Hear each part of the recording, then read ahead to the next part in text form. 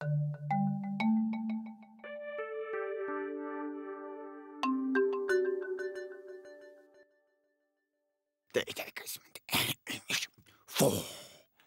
no. No. No. Oh.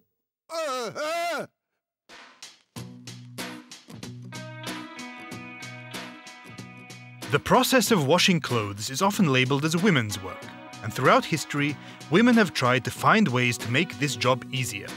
Today, when purchasing a washing machine, capacity and cost are the main considerations. If it will be used by a small family, a capacity of under 5 kilograms should be sufficient, thus saving energy and running costs. Other considerations are energy, water, and detergent consumption, as well as spin drying speeds. This is Hannah. Her main priority for the nearest future is her 2-year-old son, Matthew.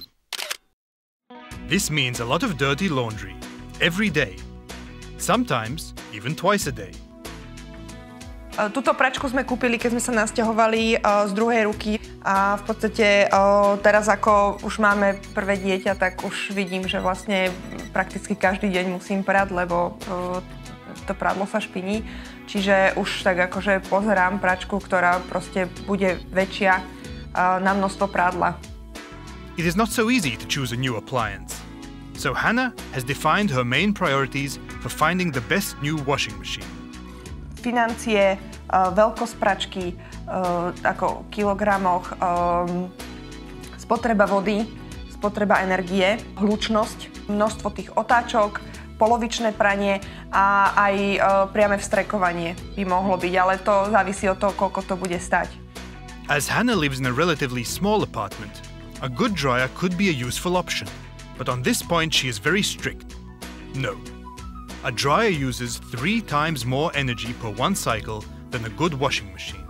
Ja mám rada, keď je prádlo vyvešané na balkóne, keď v podstate sa vyveša prirodzene. Dokonca keď sú mrazy, tak veľmi sa dobre vysuší to prádlo, veľmi pekne vonia. No není na to, keď sa vonku vešia prádlo. Buying an energy-efficient appliance is not the only way to save money. Actually, the same economy can be achieved if you just set the right temperature and spin speed on your old machine. Je určité prádlo, ktoré musíme prať pri vysokých teplotách, naozaj, ale keď sú to veci, ktoré sú ľahšie zašpinené, alebo proste, kde sa dá rýchlejšie oprať a tak vtedy ako teplota sa znižuje a proste otáčky znižujem takisto. Napríklad otáčky znižujem aj vtedy, keď je teplo vonku a viem, že mi to prádlo preschne veľmi rýchlo, lebo fúka vietor a v podstate nepotrebujem mať až tak vyžmýkané to prádlo. So, if you are washing your clothes less often to save on electricity bills, you could set your washing cycle to lower temperatures and speeds, get rid of your dryer and dry on the line, invest in a new energy-efficient machine, and feel the difference in your clothing and in your pocket. Pračka šetrí môj čas, šetrí peniaze, šetrí energiu.